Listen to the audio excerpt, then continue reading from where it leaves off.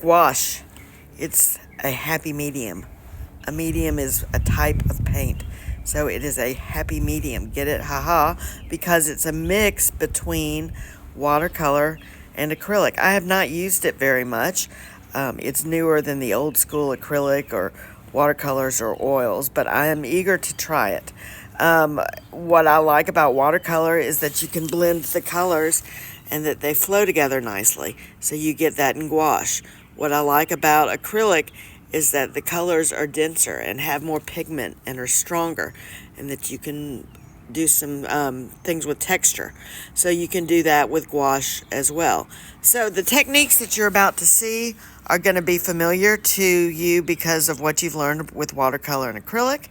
But here are a few specific things that I'm pointing out with gouache.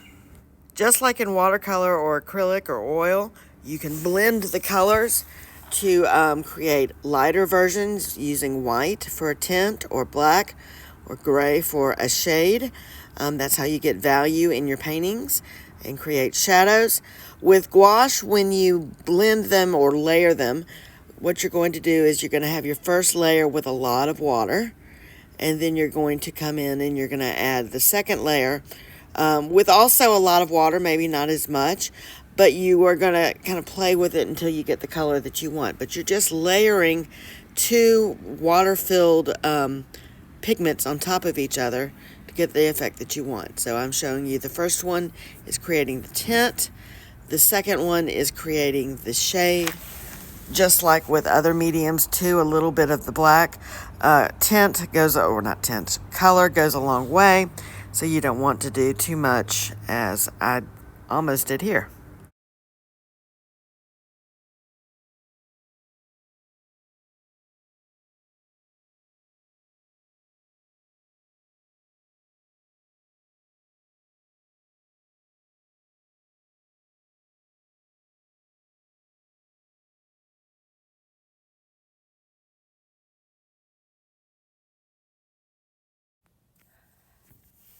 Masking fluid is a great tool for preserving the white of your paper or canvas. You put a little bit of the product on the end of your paintbrush and let it dry. Don't put the masking fluid on the bristles or it'll gum up and ruin the bristles. Then once the masking fluid is dry, you go over it with paint. Once the paint is dry, you can scrape off the masking fluid, and there you see is the white that you want to save on your paper.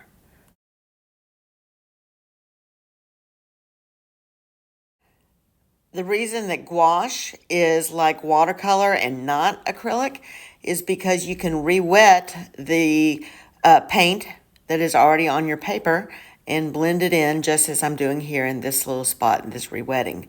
A great tool to make edits to your painting. Can't do it in acrylic, only in gouache. The next two techniques, overpainting and stencil, are examples of how gouache also has properties of acrylic that are really not properties of watercolor. In watercolor, if I want to layer my colors, I have to start with the lightest layer and then go progressively darker to have the new layer show up.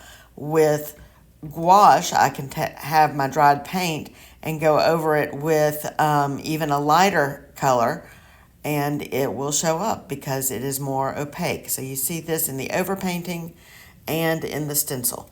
Good ways to add interest and detail to your paintings.